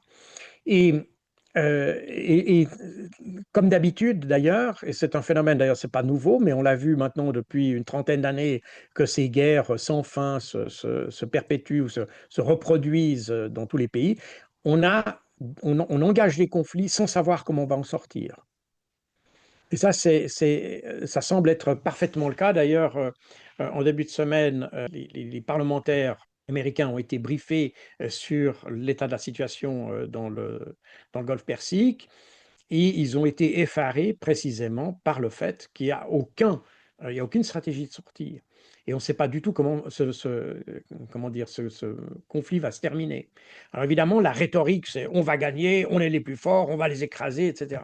Bon, ça c'est la rhétorique. Mais dans la réalité, on a de la peine à voir comment cette rhétorique peut effectivement se matérialiser. Et ça, c'est d'ailleurs assez symptomatique de voir. Alors évidemment, c'est surtout les parlementaires démocrates. Et là, c'est intéressant de voir qu'il y a il y a une claire comment dire, division entre républicains et démocrates sur cette guerre, alors que traditionnellement, il y a un certain consensus sur le fait que l'Iran est méchant, ennemi, etc., etc. Mais là, concernant cette guerre, on voit qu'il y a une division qui suit assez bien les lignes partisanes, avec quelques exceptions, comme le sénateur Rand Paul, par exemple, qui s'est associé aux démocrates pour proposer qu'on puisse limiter les pouvoirs parce qu'il y a eu une votation au Congrès pour limiter les pouvoirs du président en matière de conduire la guerre, et notamment ce conflit-là. Et du fait qu'il y a une majorité de républicains, eh bien, on a refusé de limiter les pouvoirs du président. Mais les démocrates, eux, étaient assez farouchement en faveur d'une limitation des pouvoirs du président. Et le seul républicain qui a voté comme les démocrates, c'était précisément le sénateur Rand Paul, dont le père, Ron Paul, est aussi un parlementaire, aussi républicain d'ailleurs, mais qui s'est distingué à plusieurs reprises par le passé contre la guerre du Vietnam, contre les guerres au Moyen-Orient, qui a toujours considéré que ces guerres n'avaient ni queue ni tête et en fait apportaient plus de problèmes que de solutions. Et on est exactement aujourd'hui dans la même dynamique avec l'Iran. Aujourd'hui, certaines personnes, et c'est assez intéressant d'ailleurs de voir qu'en Europe, on a tous nos médias qui critiquent Trump, Trump est le méchant, c'est le diable, etc., c'est le fascisme et tout ça. Mais quand il s'agit de guerre, on s'aperçoit que nos médias sont alignés sur la pensée de Trump. C'est assez étrange d'ailleurs. Alors que aux États-Unis, eh bien, les démocrates, qui devraient, selon moi, être les plus alignés sur une politique plus modérée, en tout cas en ce qui concerne les conflits à l'extérieur, même si pour ceux qui ont vécu aux États-Unis, ils savent qu'il y a un vieux dicton aux États-Unis qui disent que les démocrates commencent les guerres et que les républicains les terminent. Mais en l'occurrence, ça n'est pas vraiment le cas. C'est effectivement depuis George W. Bush, on a un peu changé l'ordre des choses, quoique Obama avait été un- comment dire, il était le président qui a d'ailleurs déclenché le plus de guerres durant ses deux mandats et qui est le seul président des États-Unis d'ailleurs dont les forces armées ont été en guerre du premier au dernier jour de son mandat. Donc c'est quand même intéressant, et c'était un démocrate. Mais toujours est-il qu'aujourd'hui, les démocrates, concernant la situation de l'Afghanistan, et probablement à cause de l'expérience d'Irak, s'aperçoivent qu'on est sur une pente dangereuse et qu'il aurait mieux valu stopper les frais très rapidement plutôt que s'engager dans quelque chose dont on ne connaît pas vraiment l'issue.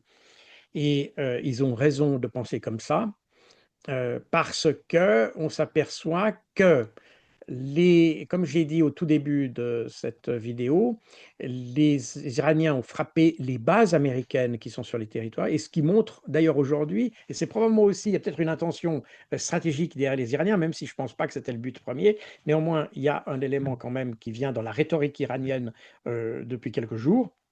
Dire, vous voyez, les Américains ont des bases chez vous, mais ça ne vous apporte pas plus de protection.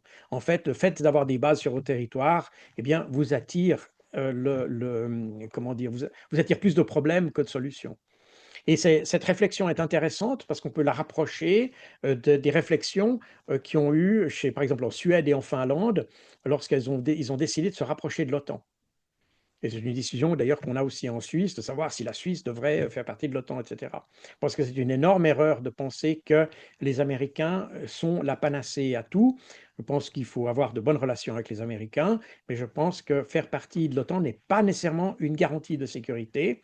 Je pense que c'est au contraire, enfin pour un pays neutre en tout cas, pour ceux qui sont déjà dedans, ben, ils sont déjà dedans, ils ont organisé comme ça. Mais pour les pays neutres, et ça s'applique évidemment à la Suisse, mais des pays comme la Finlande ou la Suède, je pense que faire partie de l'OTAN, c'est au contraire se créer des situations où on devient tout d'un coup une cible intéressante. Et c'est exactement ce qui se passe dans les pays du Golfe. Et comme je l'avais évoqué la fois passée d'ailleurs, déjà, c'était très rapide, la réaction, enfin, c'est peut-être pas sur la vidéo qu'on a faite la semaine passée que je l'avais dit. Néanmoins, ce qui s'est passé en tout cas cette semaine, c'est que pratiquement tous les dirigeants des pays du Golfe ont cherché à ouvrir un dialogue. Et avec qui ils l'ont fait? Ils l'ont fait avec la Russie. Tous ont téléphoné à Vladimir Poutine. Notez bien qu'ils n'ont pas téléphoné à Bruxelles. Ils ont tous téléphoné à la Russie. Et donc, on voit là que cet épisode iranien qui vient, je ne veux pas dire couronner parce que ce n'est pas vraiment le bon terme, mais qui vient renforcer des choses qu'on a observées à propos de la Palestine, à propos de l'Ukraine, etc., qui montrent que on est vraiment dans une bascule, dans un moment de bascule, où les pays du reste du monde perdent confiance en nous. Et je reviens à ce que je disais au tout début, quand on désigne l'Iran comme terroriste ou les gardiens de la révolution comme terroristes, mais que eux, à leur tour, commencent à nous désigner comme terroristes, il faut vraiment se poser les questions parce que le monde change. C'est bientôt nous qui serons pourchassés comme des terroristes. Il faut bien comprendre ça. Là, on est resté sur des dynamiques des années 60 ou 70 au point de vue de notre réflexion. Mais le monde change. Aujourd'hui, les pays du Golfe se questionnent sur la capacité d'abord technologique des Américains à les protéger, puisque on voit les patriotes, les THAAD, etc., ne fonctionnent pas contre les missiles iraniens. On voit la même chose d'ailleurs en Ukraine. Les patriotes et THAAD, THAAD, je ne me rappelle plus si ça a été déployé en Ukraine, probablement pas, mais les patriotes en tout cas qui ont été ne protègent pas les Ukrainiens, ou en tout cas pas de manière significative. Par conséquent, on voit que la technologie occidentale, qui était autrefois considérée comme étant comme garante du succès, de la victoire, de la protection, etc., eh bien, cette technologie aujourd'hui semble être dépassée par les technologies du reste du monde, si vous me passez l'expression. Et en plus de ça, on s'aperçoit que les Occidentaux n'ont pas de stratégie robuste, ils ne savent pas pourquoi ils se battent. Et on l'a déjà évoqué la fois passée, on ne sait pas pourquoi on est allé se battre en Iran. Hein. Pour les uns, c'est parce que l'Iran tire sur sa population. Pour d'autres, c'est parce que l'Iran a toujours pour les armes nucléaires. Pour d'autres, c'est parce que les Iraniens combattent les Kurdes, etc. etc. Donc, on ne sait pas vraiment pourquoi on est allé tirer sur l'Iran. Il n'y avait en tout cas pas de provocation, donc il n'y avait aucune raison objective pour lancer une opération. On ne sait pas quel but est là, on ne sait pas comment en sortir, on ne sait pas ce qu'on cherche à atteindre. Bref, on voit bien que ces guerres n'ont ni queue ni tête. Alors, oui, nos journalistes et nos politiciens, pour eux, ça ne les dérange pas parce qu'ils n'y comprennent rien. C'est presque normal. C'est un peu triste, mais c'est presque normal. Mais dans le reste du monde, les gens ont la capacité de comprendre. Et ils voient ces incohérences. Ils voient cette incapacité des Occidentaux à avoir des politiques cohérentes. Et c'est ça qui, aujourd'hui, en réalité, on voudrait. De nouveau, nous sommes, je veux dire, les meilleurs propagandistes pour la Chine, pour la Russie, pour l'Iran, pour tout ce que vous voulez, ce sont nous-mêmes. C'est nous qui faisons cette propagande. Non pas avec des petits mots sur TikTok et des choses comme ça, ou en mettant des faux nez à Macron, ou je sais pas, c'est pas comme ça qu'on fait de la désinformation. Mais tout ce qu'on raconte ne se vérifie pas dans la réalité et le reste du monde le voit. Et c'est en fait nous qui créons cette situation de perte de crédibilité en réalité. Et c'est exactement ce qui est en train de se passer au Moyen-Orient. Et on voit aujourd'hui que les pays du Moyen-Orient, d'ailleurs, certains bon, évidemment, ils n'aiment pas d'avoir cette menace de drones, etc. Donc, ils ont quand même dit qu'ils pourraient réagir contre l'Iran. Mais on s'aperçoit que la rhétorique de ces pays n'est pas si agressive contre l'Iran en réalité.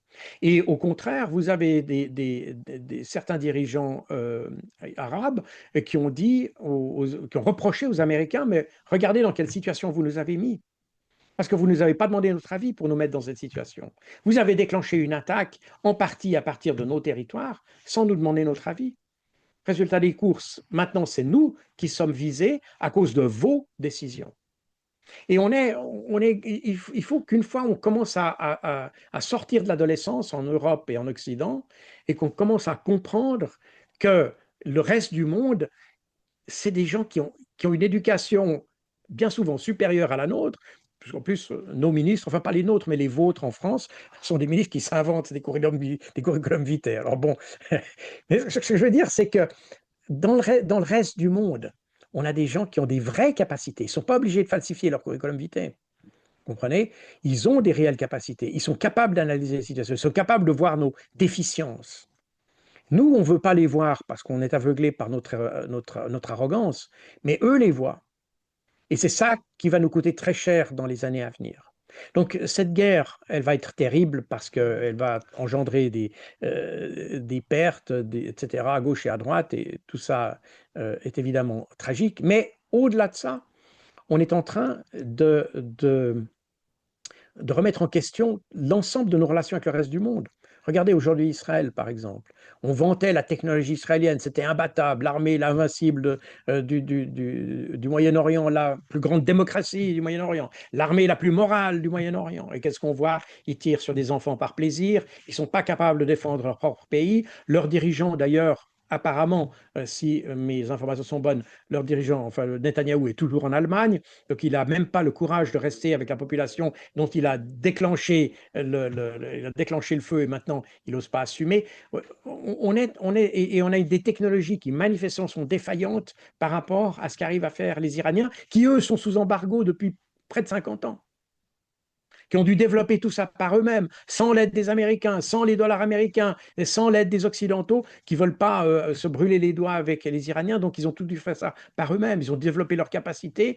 Ça veut dire qu'ils ont des capacités de développement en ingénierie, en éducation, etc., qui sont très largement supérieures aux nôtres. Si je tire les conclusions de ce que je vois. Alors, il y a sans doute, c'est sans doute de nouveau, moi je ne suis pas iranien, je n'habite pas en Iran, je ne connais pas, il y a probablement beaucoup d'aspects qui sont peut-être négatifs, je ne peux pas juger ça, mais la question, elle n'est pas là. La question, elle est que, de nouveau, si on voulait vraiment que ces régimes s'améliorent, si on voulait vraiment que ça aille mieux, eh bien, on aurait de meilleures relations avec eux, on essaierait de les attirer de l'autre côté au lieu de les repousser constamment. On creuse des fossés, il faudrait construire des ponts. C'est la même chose avec la Russie. On a toujours la méthode de creuser des fossés. La meilleure sécurité que vous puissiez avoir, c'est d'être bien avec votre voisin. C'est la meilleure sécurité que vous puissiez avoir. Prenez le problème comme vous voulez. Alors, qu'est-ce qui peut se passer encore dans l'avenir? Alors maintenant, les Américains parlent de mettre comment, de mettre des boots on the ground, n'est-ce pas, comme on aime bien dire. Euh, Parce qu'il ne faudra pas s'attendre à ce que les Iraniens négocient. Ils ont dit eux-mêmes qu'ils n'ont aucun intérêt à négocier, c'est ce que je vous disais tout à l'heure. Ils n'ont plus confiance dans les Américains et maintenant ils ont dit nous on va continuer à se battre. C'est sans doute Israël qui va payer le prix de ça. Je crois que je l'avais déjà dit dans une vidéo précédente et des vidéos qu'on avait faites l'année passée. Donc c'est probablement Israël qui va payer le prix, mais voilà, après, bon, ils ont un peu cherché ça aussi, donc on est un peu dans une logique quelque part.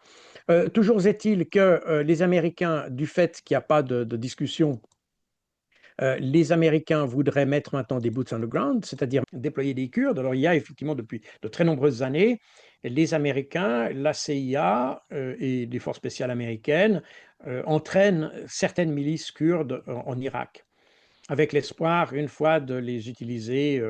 Bon, déjà, ils ont utilisé contre la Syrie et les utiliser contre l'Iran. Alors, l'usage de ces milices kurdes est un domaine extrêmement complexe parce que les relations qu'il y a entre les Kurdes, entre eux d'abord, euh, est extrêmement complexe. C'est une mosaïque. Le peuple kurde, en Occident, on parle toujours des Kurdes. Bon, en réalité, c'est une mosaïque pas de peuple, mais une mosaïque de tendances, de partis, de groupes armés, qui souvent se combattent entre eux, qui ont des tendances très, très différentes, des aspirations très différentes. Et par conséquent, et d'ailleurs depuis maintenant près d'un siècle que les Kurdes se battent, ils n'ont jamais réussi à avoir une vraie unité. Et ça se verra aujourd'hui aussi. Les Kurdes qui sont en Iran, il y a quelques petits groupes qui sont, disons, en délicatesse avec le gouvernement irakien, mais de loin pas tous. Et d'ailleurs, quand les Américains ont évoqué la possibilité d'engager les Kurdes d'Irak pour aller en Iran, vous avez immédiatement le président Nechirvan Barzani, qui est qui- qui est le chef de la région autonome kurde en Irak, qui a contacté le ministre des Affaires étrangères Arakchi pour lui dire qu'il n'était pas question que les Kurdes aillent se battre contre l'Iran. Et et Barzani a dit que lui-même, il l'a évoqué, qu'il ne voulait pas et qu'on entre dans un conflit avec l'Iran. Les Kurdes en Irak, eh bien, ils ont eu déjà une vie assez compliquée depuis le milieu des années 90 et notamment jusque en 2010-2015 avec l'État islamique, etc. Et maintenant, ils aspirent davantage à se développer qu'à faire la guerre, et surtout faire la guerre pour les autres, parce que eux n'ont pas comment dire, de problèmes et de conflits avec l'Iran. Par conséquent, il est possible que les Américains essayent d'utiliser les Iraniens, pardon, les Kurdes irakiens, mais je ne suis pas sûr que les Kurdes irakiens soient aussi enthousiastes de faire une guerre pour d'autres, parce que c'est de ça qu'il s'agit, hein. On est là dans une guerre qui est vraiment pour l'autre. Ensuite, il y a effectivement aussi l'idée que caresse qu'on voit dans beaucoup de médias occidentaux, l'idée que le peuple iranien pourrait maintenant se soulever. Alors, bon, de nouveau, la situation en Iran est ce qu'elle est. Euh, je ne prends pas position sur la gouvernance iranienne d'une manière générale, mais il faut aussi, il faut voir un certain nombre de choses. Tout d'abord, je pense qu'on a très largement exagéré la question des protestations, démonstrations qu'il y a eu en janvier de cette année. D'abord, quand on regarde sur les plateaux de télévision, ceux qui parlent sont toujours les représentants de l'opposition iranienne et jamais d'autres. Donc, de nouveau, on a une information qui est très partielle et partiale sur la question. Je ne suis pas sûr que toute la population soit aussi massivement contre le gouvernement iranien. Il y a certainement une opposition, il y a certainement des gens qui voudraient une autre forme de gouvernement, ça j'en suis certain. Mais je ne suis pas certain que ça représente que la totalité de la population soit de manière aussi virulente ou disons, qui ont un niveau de virulence qui leur permette de faire un soulèvement contre le gouvernement. Je ne le pense pas. Par ailleurs, en janvier, et d'ailleurs, il y a eu des prises d'armes qui avaient été faites en janvier, parce que, de nouveau, on parle toujours je vais essayer de trouver ici, si je retrouve les documents que j'avais, mais on parle toujours quand on parle des manifestations en Iran, on parle toujours de manifestations pacifiques, hein. C'est toujours quelque chose on a l'impression que le gouvernement tire que sur des innocents et des choses comme ça. Je pense que la situation est quand même un peu plus complexe que ça. On avait détecté en janvier et depuis l'année passée, les Américains avaient préparé la population de certains groupes, en tout cas en Iran, à se révolter. Et on avait, avec Elon Musk, ils avaient euh, infiltré plusieurs dizaines de milliers de terminaux Starlink pour assurer la coordination des révolutions. La police avait détecté en janvier, d'ailleurs, intercepté près de 60 000 armes qui avaient été, que des groupes avaient tenté de faire entrer illégalement en Iran. Donc on est assez loin quand même des manifestations pacifiques. Et puis même d'ailleurs, alors évidemment, c'est pas sur les médias francophones, mais même dans les médias américains, ils avaient dit que les Américains et les Israéliens, en fait, travaillaient à fomenter des révoltes en Iran. Donc on n'est pas sur quelque chose qui est totalement issu de la population, ce n'est pas des mouvements populaires, c'est des mouvements qui sont l'objet de noyautage dans des groupes très précis, qui eux-mêmes sont très violents. Et quand on a une réaction violente du gouvernement, alors vous allez me dire, il y a sans doute probablement des débordements de violence, c'est probablement ça, probablement pas d'ailleurs dans la mesure qu'on a évoquée dans la presse, mais il y a certainement quand on est au combat, on est au combat, mais on est avec des groupes qui essayent vraiment, on est à la limite de la guérilla en quelque sorte.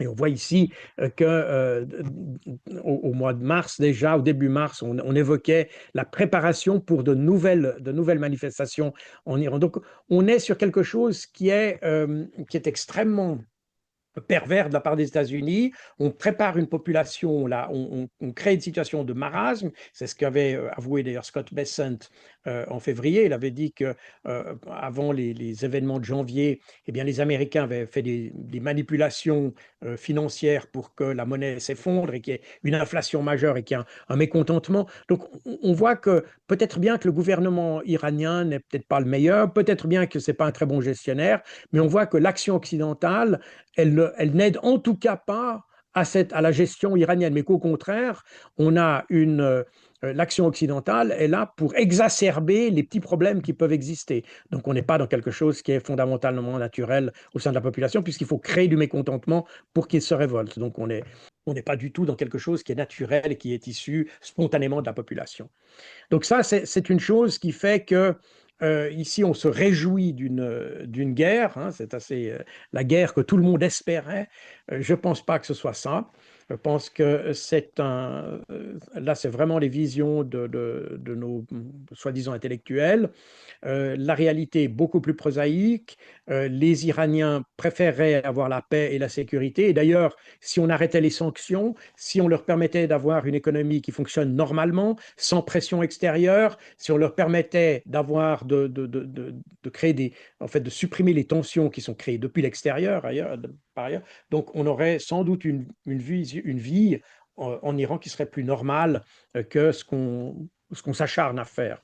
Et par conséquent, voilà, donc euh, on crée les problèmes, mais après on se plaint que les problèmes existent, si vous voulez. C'est ça qui est un peu paradoxal. Or, évidemment, quand on entend, alors je voyais à la télévision suisse romande, c'était il y a quelques jours, une personne qui disait que plus de 50% de la population vit en dessous du seuil de pauvreté. Bon, alors évidemment, c'est quelqu'un qui représente l'opposition iranienne. Quand on regarde les chiffres de la Banque mondiale, on s'aperçoit qu'on est quand même à peu près à 28%, 27%, c'est-à-dire 2 fois moins que ce qu'elle dit. Donc on voit qu'on exagère les choses. Et puis là aussi, la même personne d'ailleurs vous dit qu'on a une population iranienne qui demande qu'on les bombarde. Et à 2 fois, elle dit quand ils demandent d'être bombardés. Alors, moi, je veux bien qu'il y ait de l'opposition en Iran. Je pense bien qu'il y a des gens qui ne sont pas d'accord avec le régime, mais qu'on s'acharne chez nous à essayer de convaincre le monde que le bombardement de la population iranienne est une bonne chose et que même la population elle-même demande à être bombardée, là, je pense on est dans quelque chose qui, à mon avis, devrait être puni pénalement, soit pour le média, soit pour les personnes qui le disent, parce que c'est pas acceptable de dire des choses comme ça. Personne ne demande à être bombardé. Personne ne demande à ce qu'on vienne bombarder l'école où est son enfant. Personne n'a demandé ça. Les Iraniens n'ont jamais demandé ça. Et ça, c'est que rien que l'apologie de crimes de guerre. Et je trouve ça totalement inadmissible d'un média d'État, en l'occurrence c'est le média d'État en Suisse, de propager des choses comme ça. C'est tout à fait immoral, scandaleux et très peu éthique. Et d'ailleurs, sur le plateau, aucun journaliste n'a rétorqué à ça. Je trouve ça totalement déplacé et c'est pire que du mauvais goût. C'est presque insultant pour les Iraniens eux-mêmes. Alors, de nouveau, ça ne veut pas dire que les choses aillent toutes bien en Iran. Je n'en doute pas, mais pas au point que ça, je n'admets pas ce genre de choses. Alors voilà, tout le problème, c'est que, comme je disais tout à l'heure, et ça a été constaté d'ailleurs par le New York Times, c'est que en Europe, aux États-Unis en particulier, puisqu'il s'agit des offensives américaines, on constate que la seule chose qui guide nos dirigeants, c'est en réalité leur tripe. Ce n'est pas leur tête, c'est leur tripe. Et ça va très loin parce qu'on a même Friedrich Merz qui nous dit que l'Iran ne devrait pas être protégé par le droit international. Attends, quand vous avez un dirigeant européen qui se prétend défenseur de valeurs de l'Union européenne, qui vous dit que le droit international devrait s'appliquer uniquement à certains et pas à d'autres, attends, on est dans des choses qui sont totalement ahurissantes. On est littéralement dans quelque chose qui est d'ailleurs interdit par un certain nombre pas par le droit international, on est dans la promotion de la guerre. On est littéralement dans la promotion de la guerre ici. Et ça, je trouve ça totalement inadmissible. Alors, il se pourrait qu'avec des gens comme ça, on arrive effectivement à une situation où on espère tellement que les Iraniens se révoltent, qu'on les pousse à se révolter et on crée un désastre, comme on a créé le désastre en Iran. On a pensé exactement la même chose en Afghanistan et ça n'a pas marché. Les Européens sont restés pendant 20 ans en Afghanistan en espérant que les Afghans se révoltent contre les talibans parce que soi-disant ils détestaient les talibans. Ça n'a pas été le cas. On a pensé la même chose en Irak et ça a conduit à un fractionnement de la population irakienne. Alors, je ne dis pas que le gouvernement de Saddam Hussein était meilleur, mais de nouveau, est-ce que le remède a apporté plus de solutions que le mal? Probablement pas. On a au contraire dégradé la situation, on a créé des situations où l'État islamique a pu se développer, et puis on a créé des situations définitives où la vie devient impossible en Irak, résultat des courses, eh bien ils viennent grossir le rang de nos immigrés ici, et puis ils viennent grossir le rang de tous ceux, par réaction, de tous ceux qui s'opposent à l'immigration. Alors je comprends les gens par ailleurs qui s'opposent à cette immigration-là, seulement il faut y réfléchir avant, quand on crée les conditions pour que la vie soit impossible dans certains pays. On a applaudi quand on bombardait, y compris en Suisse d'ailleurs, on a applaudi quand on bombardait la Libye et qu'on bombardait tout ça. Puis aujourd'hui, on paye le prix de tout ça et probablement des millions de personnes ont pris le prix de nos applaudissements pour avoir renversé ces régimes. Ce n'étaient probablement pas les meilleurs régimes du monde, ce n'étaient certainement pas des régimes démocratiques. Ils avaient certainement beaucoup à apprendre en matière de droits de l'homme et de démocratie. C'est tout à fait probable. Mais de nouveau, est-ce que le remède a été meilleur que le mal? Je ne le pense pas. Et c'est à ça qu'on devrait penser. Et ce qu'on voit aujourd'hui, c'est qu'on a des dirigeants qui en réalité ne réfléchissent pas beaucoup plus loin que le bout de leur nez. Ils essayent simplement de satisfaire leur propre hubris. Et puis, c'est comme ça que la situation évolue. Et c'est pour ça qu'on a d'ailleurs cette intervention en Irak, en Iran à ce stade. Et ça, c'est assez déplorable. Est-ce que vous pensez que les Américains peuvent envoyer des troupes en Iran? Ils parlent de ça pour s'emparer des puits de pétrole et des sites d'enrichissement d'uranium. Or, ils pourront sans doute le faire. Le problème, de nouveau, le problème, c'est qu'on ne comprend pas les Iraniens. Les Iraniens, d'ailleurs comme n'importe quel peuple, n'a pas envie de se faire imposer la loi par quelqu'un qui vient de l'extérieur. Et vous pouvez envoyer des forces spéciales pour aller vous emparer des terminaux pétroliers à Khorramshahr ou ailleurs. Je ne sais pas, je n'ai pas de boule de cristal et je ne suis pas en liaison avec l'état-major iranien. Mais je suis prêt à parier que les Iraniens sont prêts à écraser sous un déluge de bombes toutes ces raffineries et tous ces terminaux pétroliers simplement parce que les Américains essaient de s'en emparer. Je pense qu'ils n'ont pas peur de ça. Et ils ont raison, leur dignité, leur souveraineté est à ce prix-là. Et on ferait probablement la même chose si on était dans leur cas. Donc on essaye d'appliquer des raisonnements qui sont à froid, pris dans des bureaux très tranquilles, où on pense que oui, il vaut mieux finalement laisser le pétrole aux Américains plutôt que sacrifier une vie. Je pense que les Iraniens ne sont pas du tout dans cette dynamique-là. Il y a d'autres logiques qui sont là. Il y a aussi une question de fierté. En plus, ils ont été, comment dire, les Américains depuis maintenant 50 ans et même plus, puisque ils ont renversé Mossadegh dans les années 50. Donc, on a pratiquement depuis 80 ans les Américains qui essayent de prendre les rênes du destin des Iraniens, et ça, ils veulent pas. Mieux vaut mourir debout que de vivre à genoux. C'est exactement ça. Alors ça, nous, en Europe, on a oublié, mais je pense que dans les autres peuples, non, c'est pour ça que les gens se sont battus en Irak, ils se sont battus en Afghanistan. Je me rappelle toujours ce que disait mon chauffeur en Afghanistan quand je lui ai demandé ce qu'il pensait des talibans. Il m'a dit, vous savez, les talibans, nous, on les aime pas. Mais s'il faut choisir entre les Occidentaux et les talibans, on choisira les talibans. C'est tout. C'est des questions de fierté nationale. C'est pas de fierté, même pas nationale. C'est de fierté tout court, tout simplement. Et tant qu'on n'aura pas compris ça, eh bien, on fera des guerres qui n'ont absolument ni queue ni tête.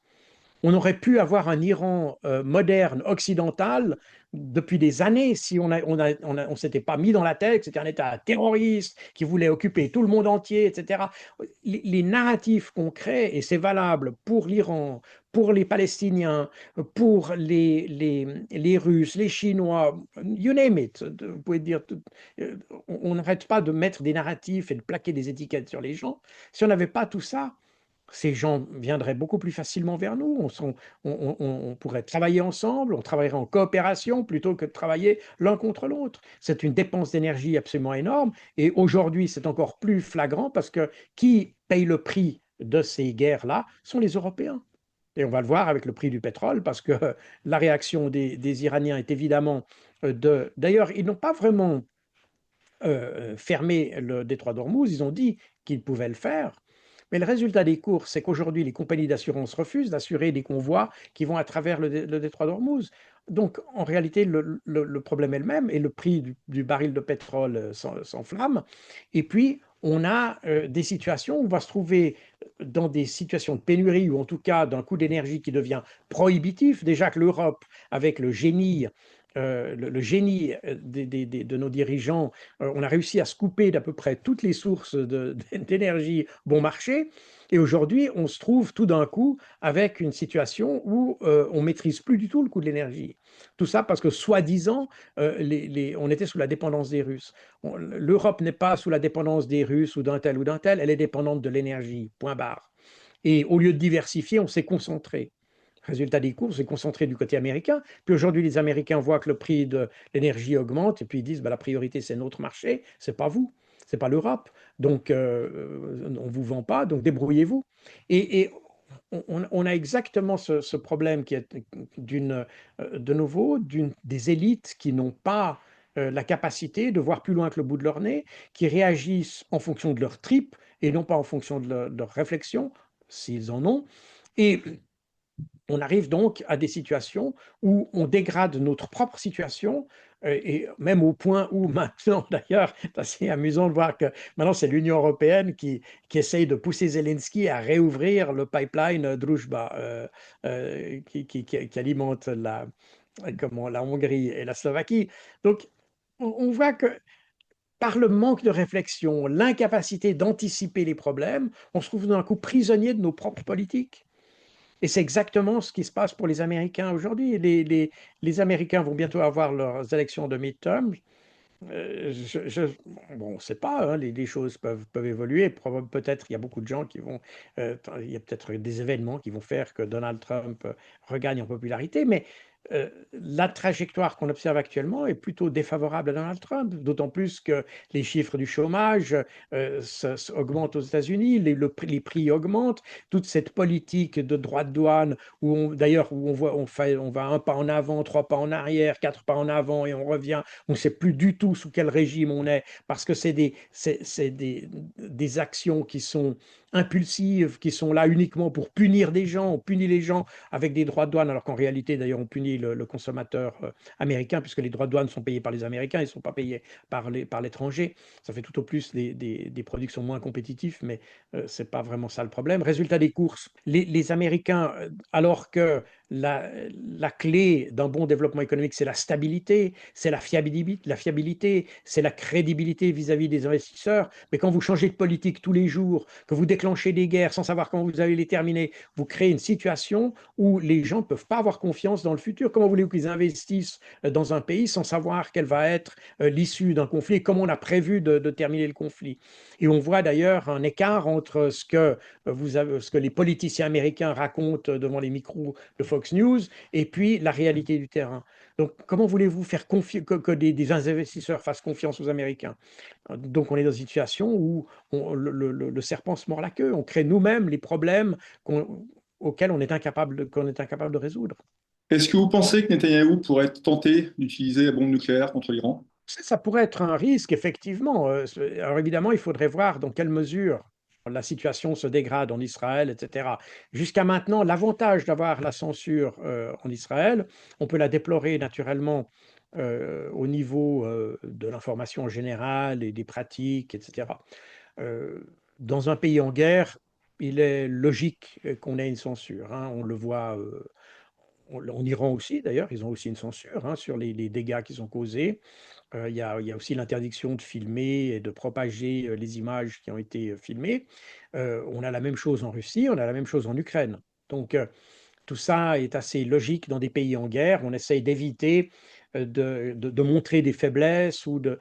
Mais au-delà des faiblesses, le fait, pour revenir à Israël, le fait de ne pas montrer l'ampleur des dégâts, ça a aussi un effet positif, c'est-à-dire que le gouvernement israélien peut ne pas reconnaître qu'il y a eu d'énormes dégâts et donc reculer l'échéance ou comment dire, le moment ou la ligne rouge à partir duquel il faudrait déclencher l'arme nucléaire. Parce qu'à ce moment-là, vous vous cachez derrière votre narratif quelque part, vous dites non, non, mais nous, les attaques iraniennes n'ont rien fait du tout, donc il n'y a pas de problème, etc.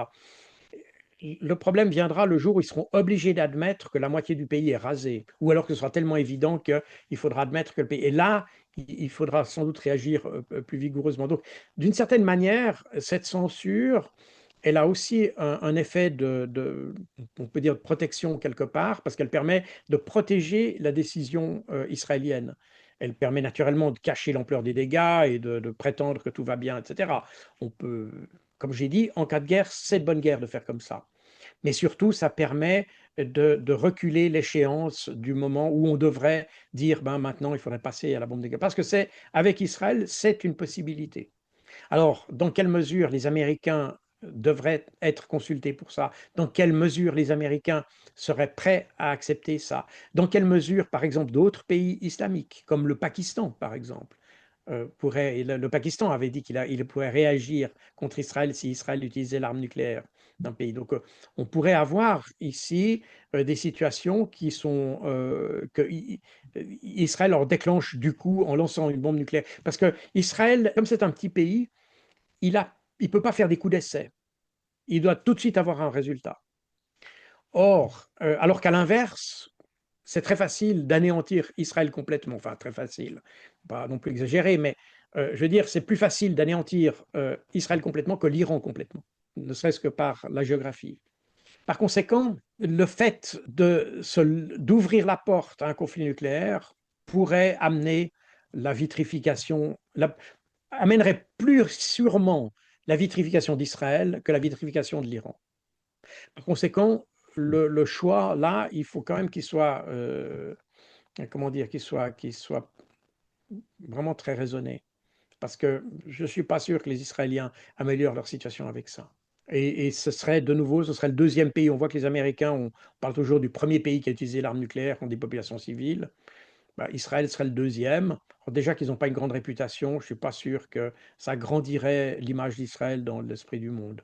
D'autant plus que c'est eux qui ont commencé ce conflit. Donc, on voit que, de nouveau, c'est des décisions inconsidérées. On commence à lancer quelque chose sans savoir comment ça va finir. À la fin, on se fait prendre à son propre jeu.